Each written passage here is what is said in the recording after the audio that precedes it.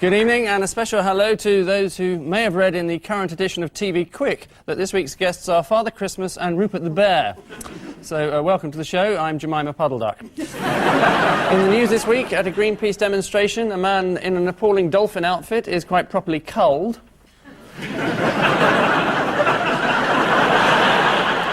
As a debt collector arrives in Closters, the Duchess of York tries to slip away unnoticed. And after a quick trip to the lavatory, the Prime Minister tries to remember if he's washed his hands.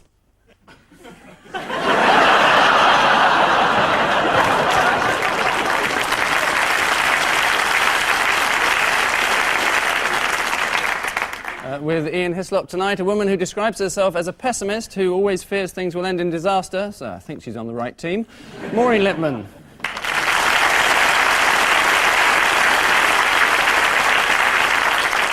And on Paul Merton's team, a journalist and presenter who is equally happy expounding his controversial views to millions via his Daily Mirror column or to just a few family and friends via his TV show, Tony Parsons.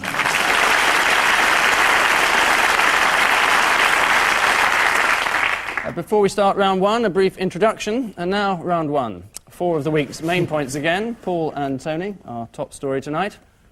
Yes, London buses are being upgraded. That's the Sunday Sport being printed. It's a conga line that's not really got into the swing of things. And that's a U-turn. A major U-turn. It's the legislation that the Tories were going to include in the Queen's speech on paedophiles and stalkers, and then they didn't. But then 4 hours later, after a bit of criticism, they decided it was quite a good idea after all. Yeah, that's just about right. What were the 2 law and order bills that were suddenly included? Paedophiles and stalkers, as I said, yes. 30 seconds ago. So. Angus, yeah. And what was the U-turn that you were referring to then? They changed their mind.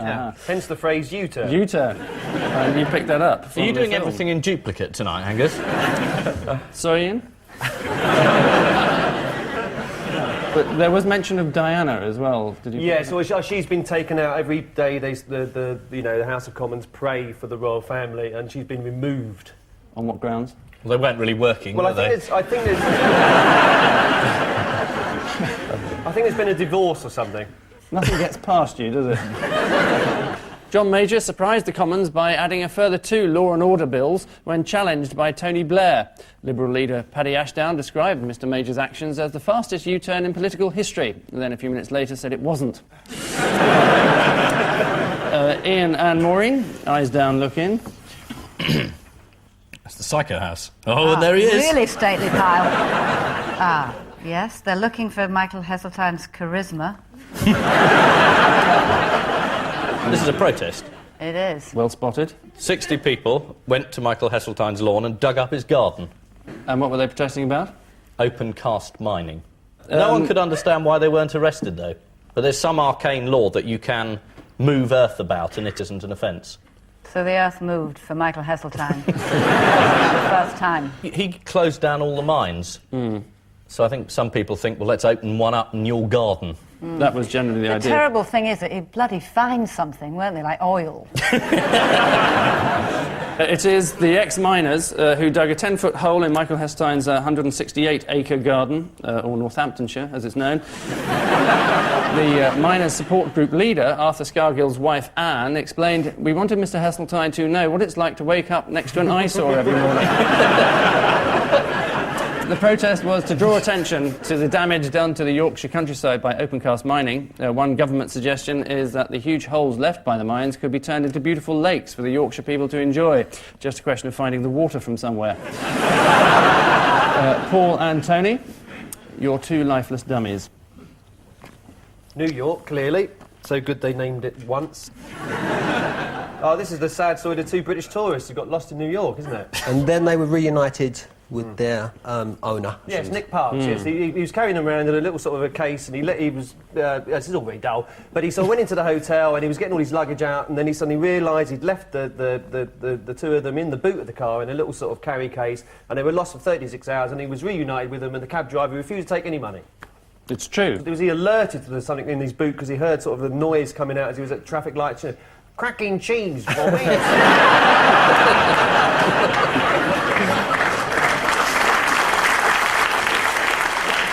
The reason it took them 36 hours to get back is because they could only move one frame at a time. And what was Nick Park and Wallace and Gromit doing over there? Well, everybody's got to have a holiday. And it's nice, really, that he took them, isn't it? Because he could have taken substitutes, but, you know, they've worked for him and with him, and he wanted them to see the Big Apple, and that's nice. He could have just taken some totty along to the festival, couldn't he? Sure, yeah. Given her a good time. But he took the stars. I like that. Getting into a very strange area here. When Wallace and Gromit first disappeared, the New York Police Department gave out a description of Wallace as a little model from England weighing about 3 pounds. There was later some confusion when Kate Moss was handed into the lost. Wallace and Gromit apparently have legions of fans worldwide and are even sent birthday cards. It's amazing that so many people think of Wallace as a real person, said Gromit.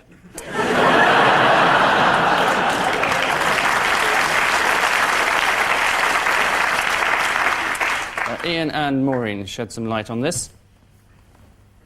That's the common good. That's John Major showing his bats. That's a Roman Catholic. Basil Hume.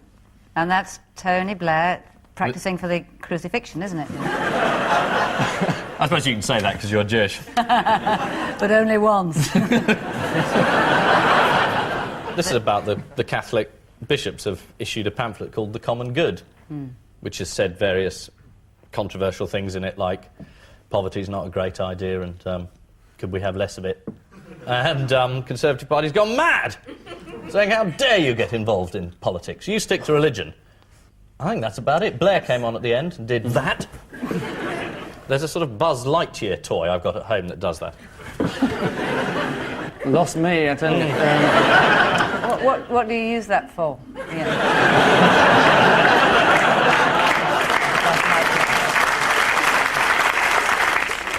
Is it true, Tony, that you chose the Pope's book as your book of the year last year? Last year, yeah. I'm a big Pope John Paul man, yeah. Yeah. It's good, you should try it, it's good. I bet it had an appendix.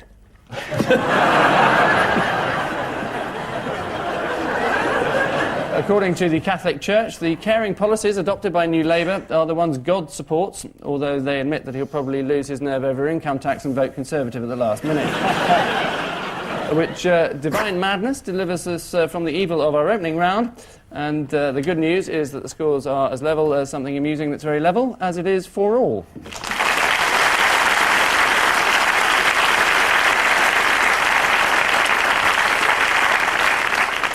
So before diving headlong into round two, we must first dip a preliminary toe in the contaminated water of our caption competition. Ian and Maureen have this to contemplate. Paul and Tony get this. And so to the hideous swamp that is our tabloid headline round, set as it is in the poisonous wastes of downtown Wapping, to cryptic allusions to one of the week's major scoops. Ian and Maureen got 'em out for the lads.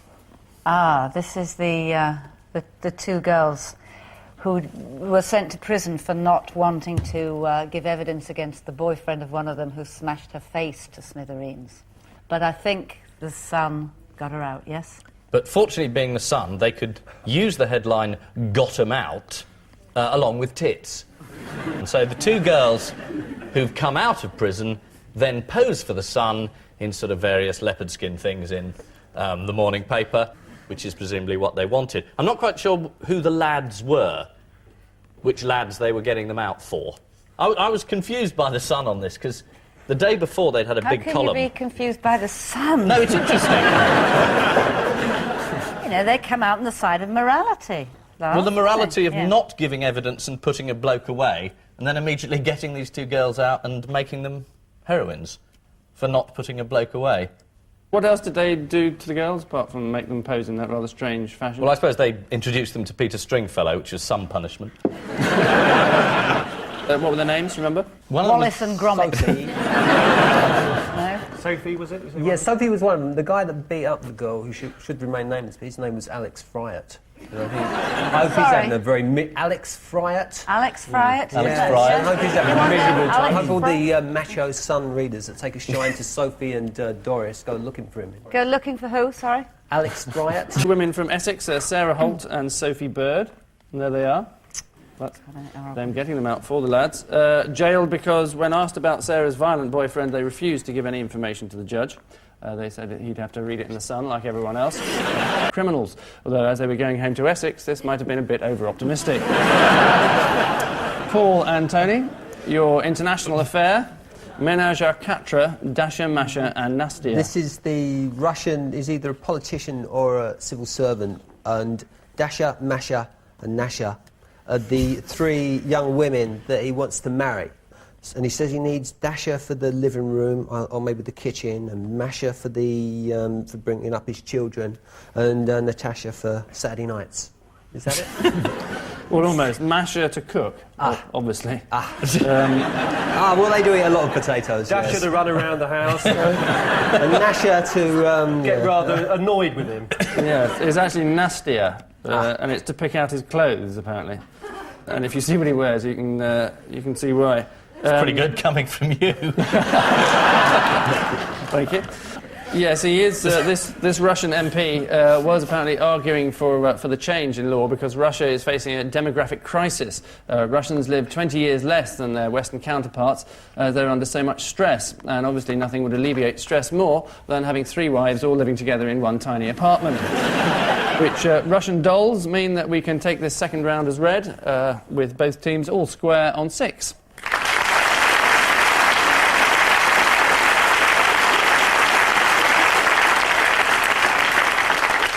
So, odd ones out. It is, beginning with Paul. Your 4, in descending order of intellect, are Sir Isaac Newton, George Bernard Shaw, Pinocchio, and Virginia Bottomley.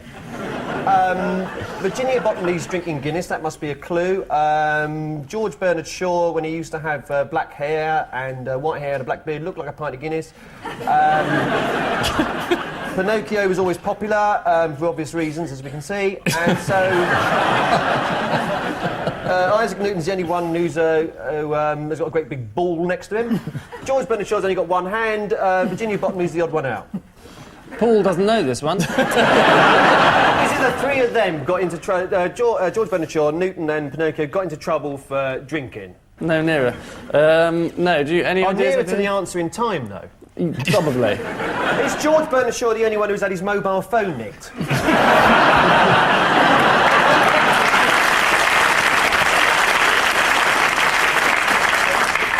Weren't you in a Shaw play this weekend? Yes, I was. Man and Superman. 4.5 hours long. That must have been entertaining. I didn't hear it. This is on Radio 3, though. Radio 3 to mark 50th anniversary of Radio 3, yes. With Judi Dench. Judi Dench, Yeah. Juliet Stevenson, Yeah. she and Ralph Fiennes, or What the hell Rafe. were you doing there, then? Well, someone's got to make the tea, haven't they?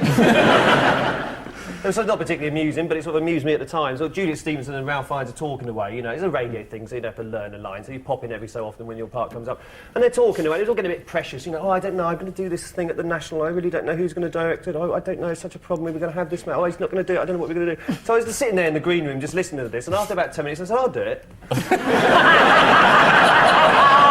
And she gave me this look, as if I'd just suggested that she'd eat my own excrement. And then she carried on and said, no, seriously, I will do it.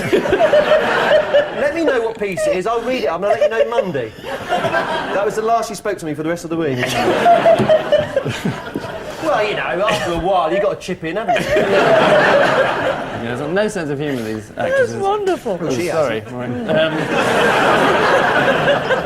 So that scene in that film, Truly Madly Deeply, you picked it for Room 101. Is she actually in that scene, where the actor's hopping? Hopping, Yeah. yeah, she's I mean, hopping. if you had a sense of humour, you wouldn't do that, You would couldn't you? hop with a sense of Yeah. humour, no. Truly ugly, really.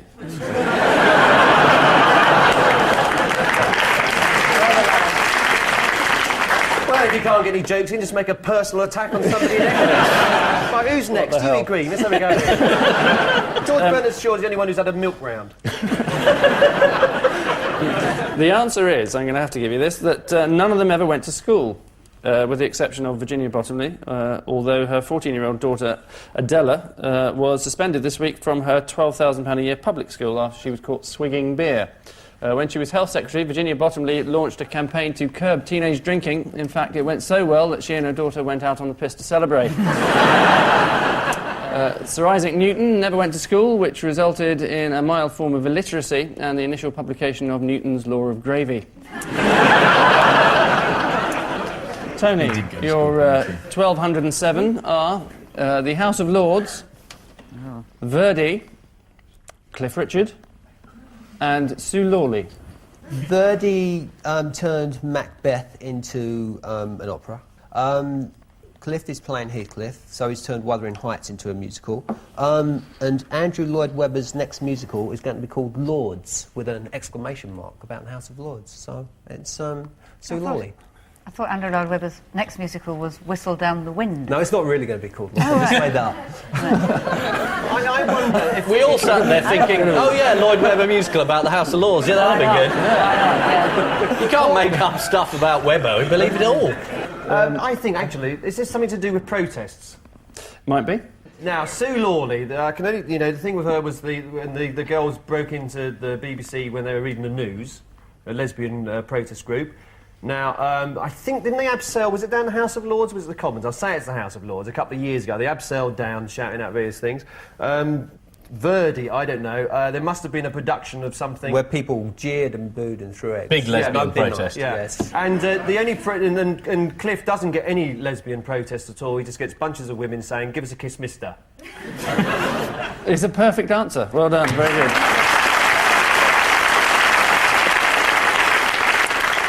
Yeah, the Verdi interruption was in fact this week. You not read about it? No, La Traviata, was it?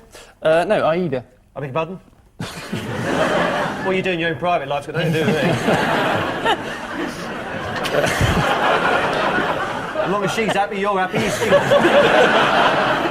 The answer is that they've all been interrupted by lesbians, apart from Cliff Richard, who, whilst singing at this year's Wimbledon, was backed by female tennis stars.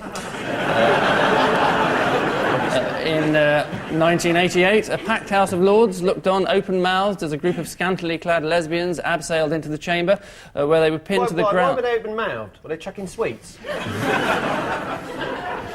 No, They were asleep. The House of Lords. I think they were aghast. Oh, they were I think aghast. They were surprised. Were yes. they agog?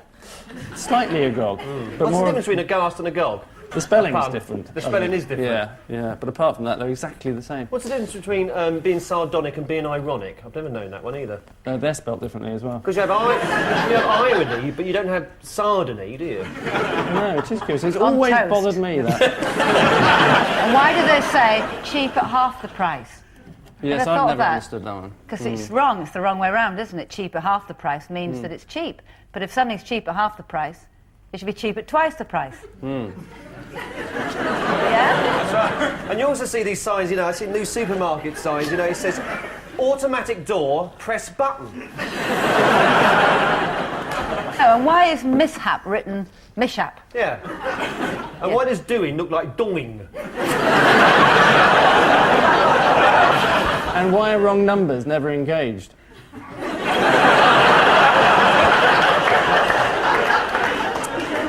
Why am I sitting here?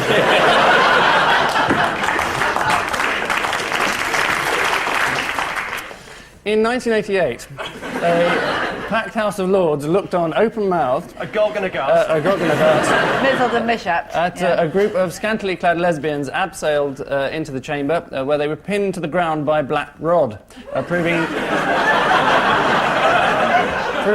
that if a group of old men all wish hard enough, dreams can come true.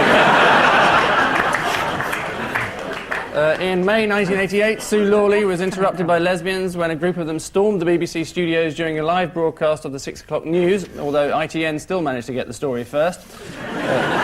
One of them managed to reach the news desk and had to be restrained by Nicholas Witchell, who lay on top of her for half an hour. So if she wasn't really a lesbian before that, she certainly was afterwards. Maureen, you get the familiar foursome of John Prescott, Rod Hull, Desmond Tutu, and HMS Iron Duke. Desmond Tutu is on a small boat with Mr. de Klerk before the end of apartheid, and the world's press are camped around the edges of the lake. And Mr. de Klerk's hat blows off onto the water, and Mr. Tutu gets out, walks across the water, picks it up, brings it back, gives it to de Klerk, who puts it back on his head, and the next day the world's press write, Desmond Tutu cannot swim. I think this is a Hull question, because you somehow knew that I came from Hull, and I think Prescott is our MP, and Rod Hull, an emu. It did Tutu train in Hull? I think he Tutu went... train?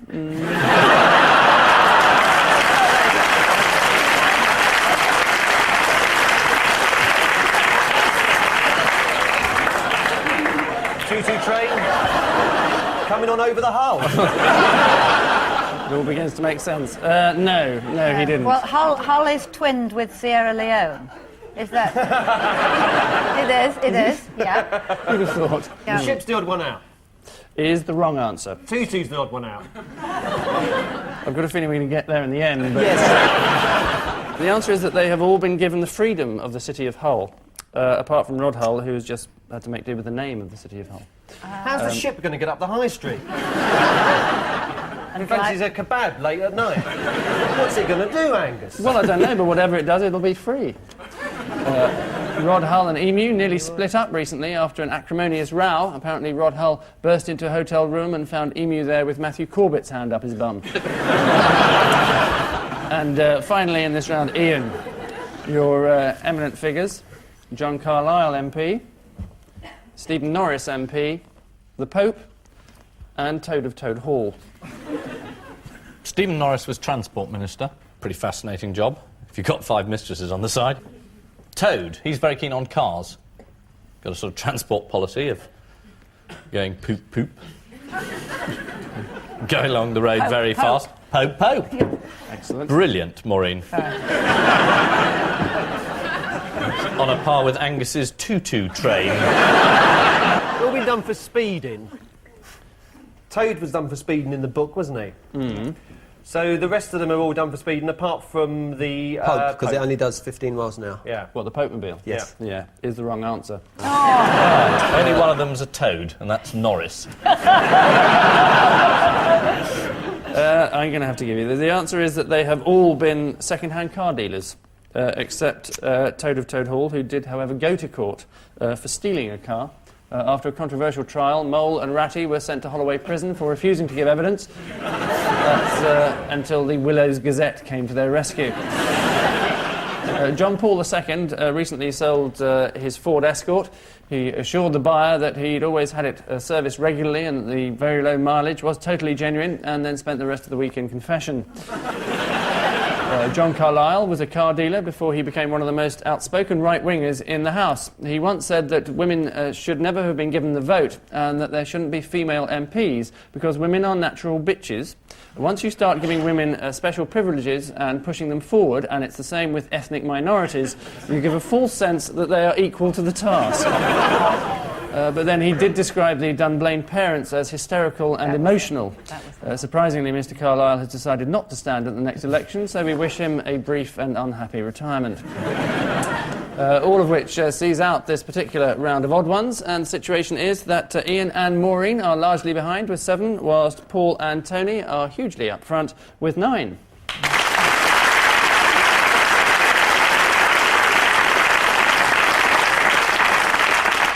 And so to the round which is often quite literally pointless. It's from this week's guest publication, The Budgerigar. Pantry. Cats is in fact the right answer. This is Richard Evans calling for all pet cats to be neutered so that they'll die out. Was that in the Budgerigar? No. Have we moved on from the boot? A big story for budgies, though. Next, Sky Blue What, beaten 3 times. Budgie? It is from the Budgerigar, I'll Yeah. give you that. The hen. Hen. Behen? Hen. No. Is the right answer. Cock. Oh, please. But that's why, that's why it was sky blue. And lastly, length of acceptable what to stay 8.5 inches? Perches. No. Innuendo. No. Millet. Cuttlefish. Seed Trapeze. tray. Trill. Trapeze. It's simpler than that, actually. Cock. Beach. Cage. No. It's perch. Quite that Coffin. simple. No, budgerigar is the answer. Which pinpoint inaccuracy heralds the end of this round and what passes for a contest. The upshot being that this week's wrong trousers are being worn by Ian and Maureen with 9, whilst this week's smarty pants are Paul and Tony with 11.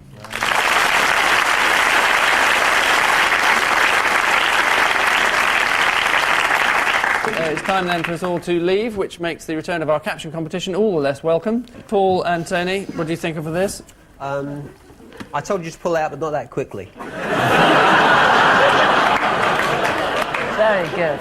It's the bloke saying, well, as a charity parachute jump, that went pretty badly in my view. Isaac Newton discovers gravity the fun way. Thank you. Ian and Maureen, you had this to consider. Sailor's delight. It's Cow's Week. There's the men saying, look, we've had a go at getting the kid out of the boat, let the cow have a go. It's the bloke in the white hair saying, look, can I have a go pushing round the side? I've just lost my wristwatch. Thank you. And I leave you with news that as the Catholic Church is split over the issue of women priests, the Pope allows the argument to be settled by penalties. On his way back from a slap-up beef dinner with Franz Fischler, John Major asks the chauffeur to make an unscheduled stop. And after vandals break into Madame Tussauds, experts start work on restoring the Tom Jones waxwork. Good night.